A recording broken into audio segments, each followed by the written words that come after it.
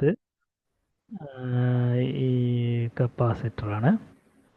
ഇവിടെ ചോദ്യത്തിൽ തന്നിരിക്കുന്നത് ഒരു capacitor 10 micro farad, phase difference 10 degree, insert series resistor 100 ohm, increase the resistance due to insertion of this capacitor. Capacitor വെച്ച് കഴിഞ്ഞാൽ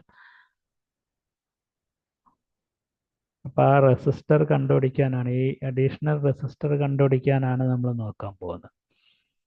capacitor 10 micro farad എന്ന് പറഞ്ഞാൽ 10 × 10⁻⁻6 ഫാരഡ് ആണ്. റെസിസ്റ്റർ എന്ന് പറയുന്നത് 100 ഓം ആണ്, സീരീസ് ആയിട്ട് കണ്ടിരിക്കുന്നത്. ഫേസ് ഡിഫറൻസ് 10 ആണ്.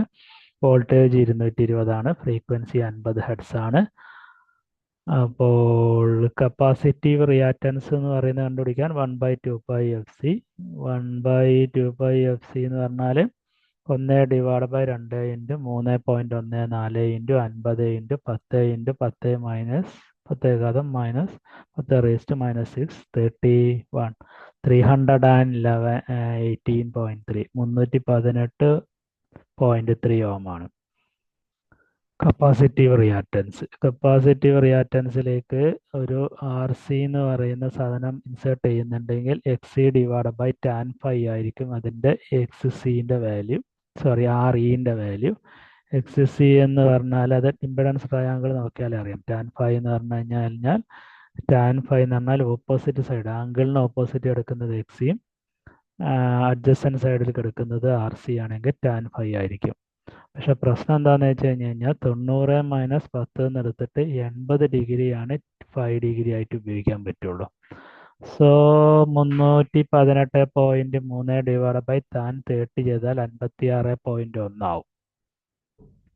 സോ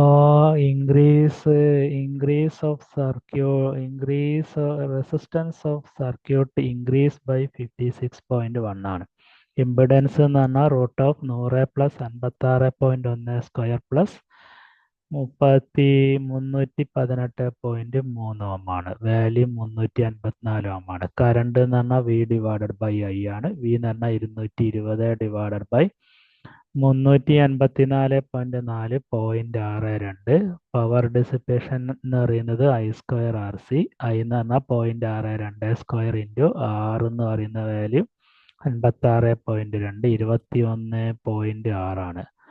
മൊത്തത്തിലുള്ള സർക്യൂട്ടിന്റെ പവർ ഫാക്ടർ എന്ന് പറഞ്ഞാൽ 100 + 56.1 ഇമ്പിഡൻസ് 354.4 0.44 ലീഡാണ്.